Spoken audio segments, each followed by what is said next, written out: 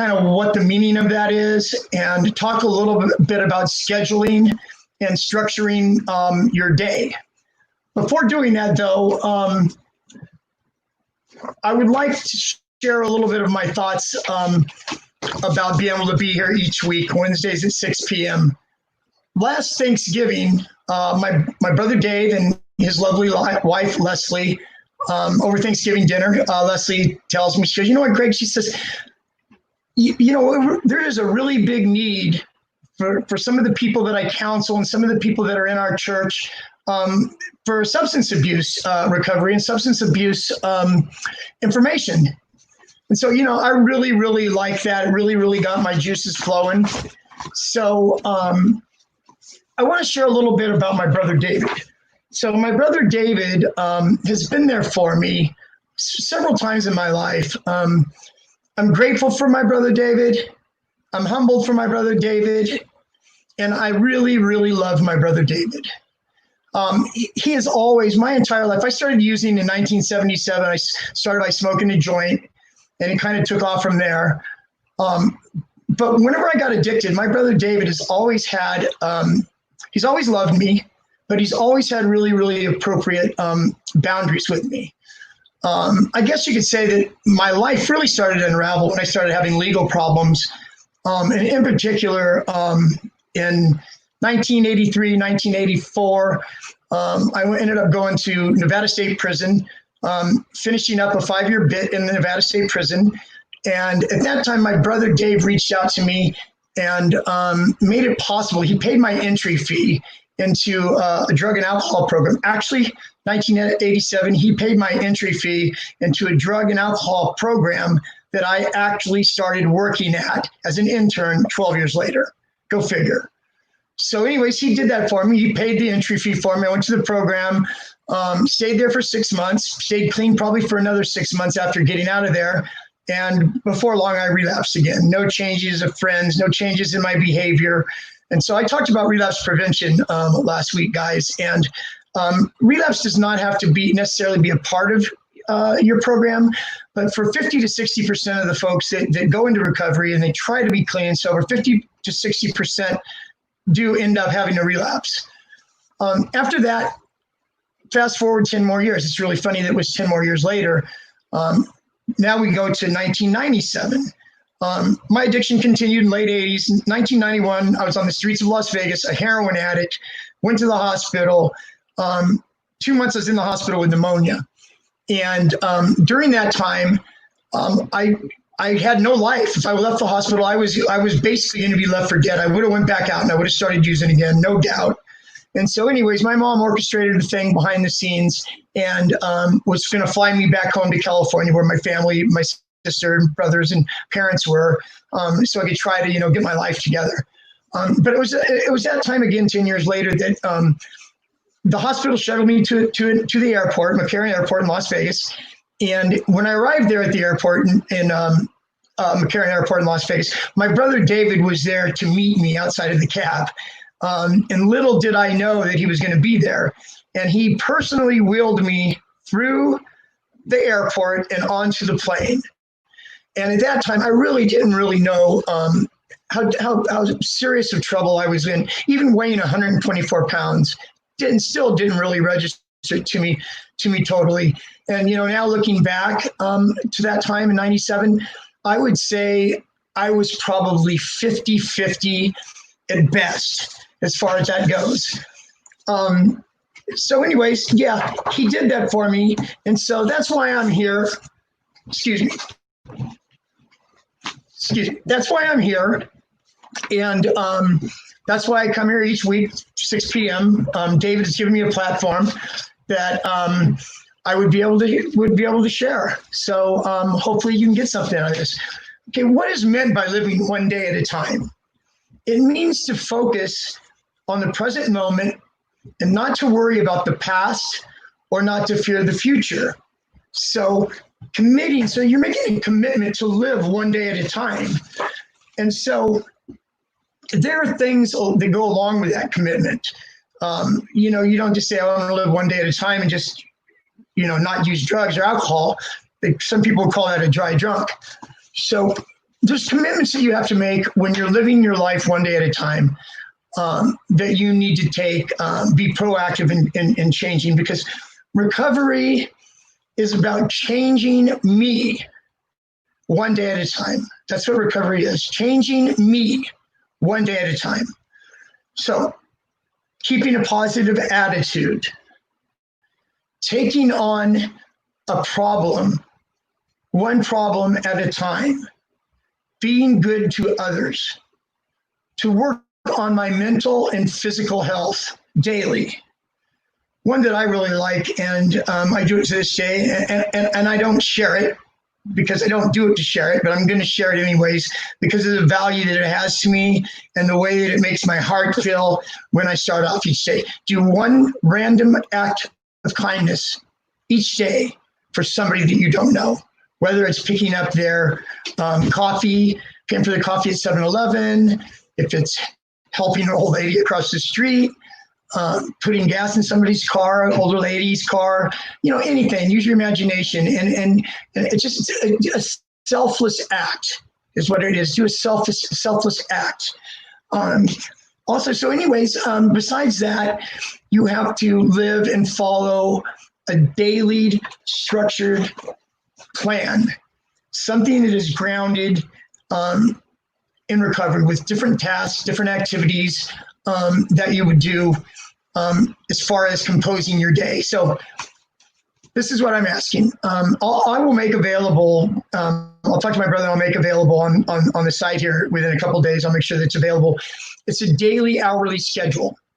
So what it is it has, it starts at like 5 a.m. and it goes to 9 p.m.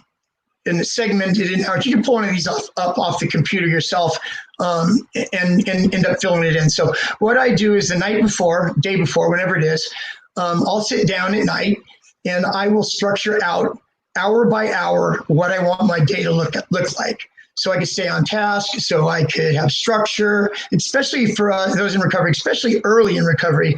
A lot of people will get clean, go into the hospital to detox, get clean, go into a residential recovery program. Those programs are hospital, inpatient treatment, and even outpatient treatment in a way. But there's outpatient treatment, there's still a lot of hours that are unaccounted for. So your plan, your daily plan is your structure, and it's very important. This is what should be on your plan. What I have in my plan, these are just suggestions. Okay, I want to say this too before moving on. Recovery is not for people who need it. Recovery is for people who want it. And hopefully I'm talking to some of the people that want it. And for those of you that need it and not are at the I want it stage right now, hopefully you can file this away, for later. Or if you're somebody, a loved one, you have a brother, a sister, a daughter, or a son, or a mate that is struggling with drugs or alcohol, maybe you could take some of this information and pass it on and maybe help your significant other take some steps to change their life. Every single person that decides to be clean and sober doesn't have to go to a inpatient program. They don't have to go to an outpatient program. Some people are all right just going to AA or NA. Not everybody's addiction is that strong, or like mine was. And for those of you that have been using for a while and trying to get clean, you would probably be aware of that as well. Okay, some of the daily activities that I have. First of all, I don't know if you're employed with a job, if you're going to school, if you have no structure in your life right now and a lot of free time. So obviously, if you're in that later category to where you're not working, you don't go to school, and you're just in your full-fledged drinking and using addiction every day, then put something in the comments if I'm talking about you. And I'm here every Wednesday, 6 p.m. Pacific time. I would love to be able to put something together for you and give you some suggestions on how to structure your day, and maybe talk to you about maybe getting into a program depending upon where your addiction is at the time. Okay, guys, so what I do is in the morning, these are some of the things I've done myself, and I'll share a little bit as I go through these, and just give you a personal, excuse me, and just give you a little personal bent on what I did, what worked for me, but also taking into mind that what works for me might not necessarily work for you. But these are just these are suggestions, okay? Because remember, recovery is about changing me one day at a time. And how do I change me? I mean, I can't just say, oh, I don't want to drink or use anymore, and just have a daily schedule and go through it, and not have any kind of like recovery related activities or any kind of like self-improvement activities going on. You're not going to get a lot of growth there. Okay, so to start out with, I said you go from 5 to 8, whatever your schedule is like, whatever time you get up in the morning. Say you get up in the morning at 6 a.m. So maybe make a cup of coffee when you get up, and then from 6:15 to 6:45, spend that time reading some self-help literature, reading the Bible, doing some meditation, self-imagery, guided imagery, just some quiet time to start your day for the first 30 minutes. It can be longer if you like. It could be 45 minutes, an hour. It could be 15 minutes if that is all that you have. So make sure that there's 15 to 30 minutes of that quiet time for yourself. Also, you should put in your daily schedule some form of exercise, some form of moving your body, of moving your muscles, of breathing in and breathing out. And I say 30 minutes, at least 30 minutes plus. 30 minutes is okay, but an hour is better. 30 minutes is okay, but an hour is better. And I don't want the 30 minutes, lifting weights and all that. The 30 minutes needs to be breathing, sweating, in and out, aerobic exercise that gets you sweating a little bit, that gets you engaged in a little bit. And then you can throw the weights and stuff in there too.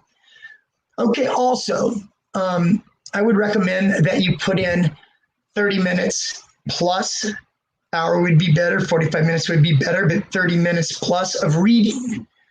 Reading is great for you. It's great for your mind. It engages your mind.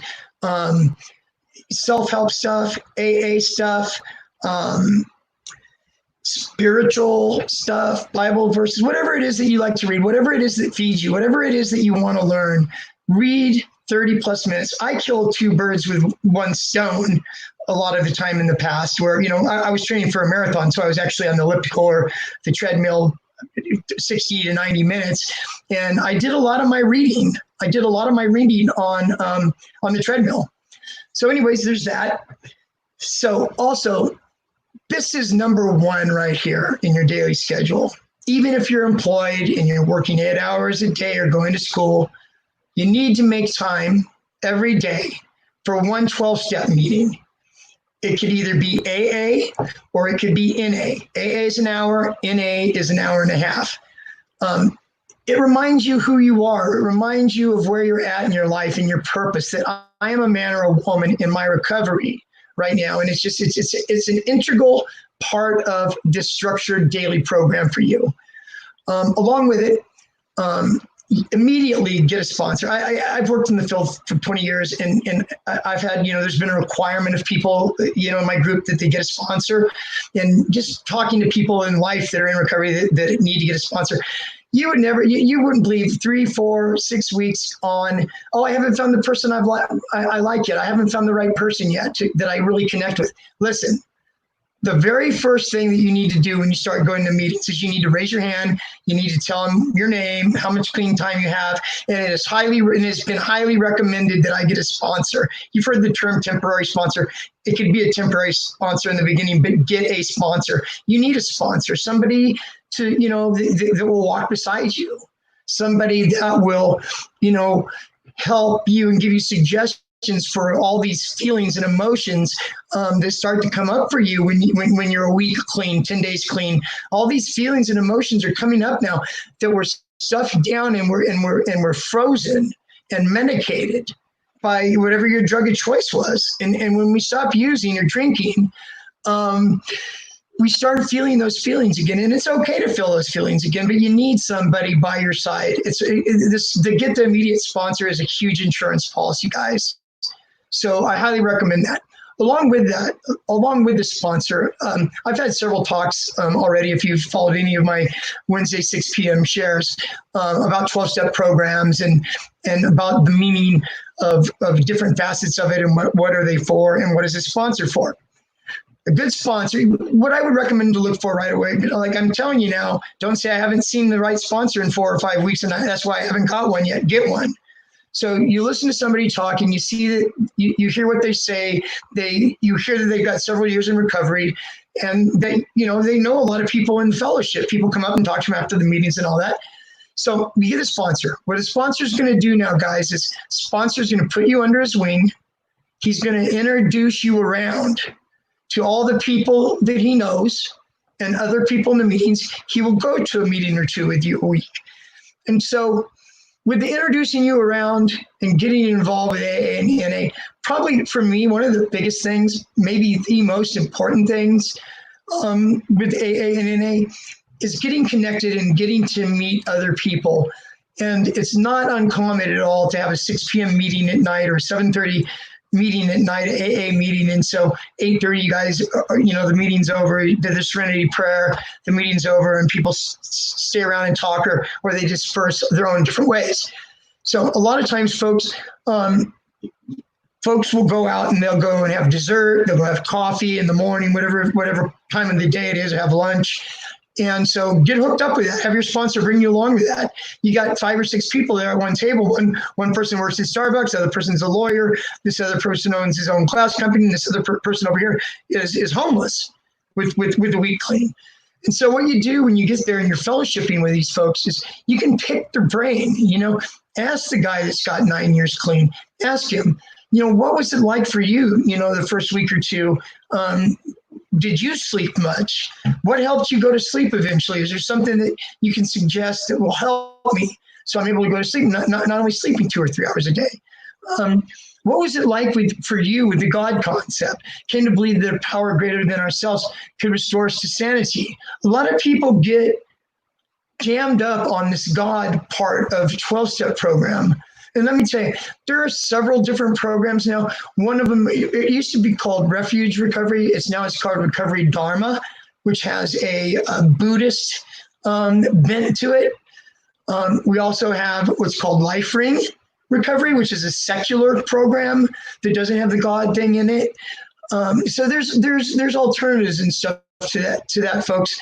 So just want you guys to be able to know that. And and to know just the different, just the different varieties of meetings that are out there. Okay, guys. So with doing 30 minutes of quiet time in the morning, 30 minutes plus of exercise, 30 minutes plus of reading, and attending at least one 12-step meeting a day. With the program that I work at, it was long-term, like 18-month program, and month 8 or 9, clients would go and they'd get a job where they're actually out on the outside working, and they would come home. They lived in what we call our satellite houses, inpatient treatment. And there was a few requirements of them then at that time. And one of it was to go to at least 3 12-step meetings a week. They also had 3 groups a week, to have a 12-step sponsor and have a clean and sober social activity.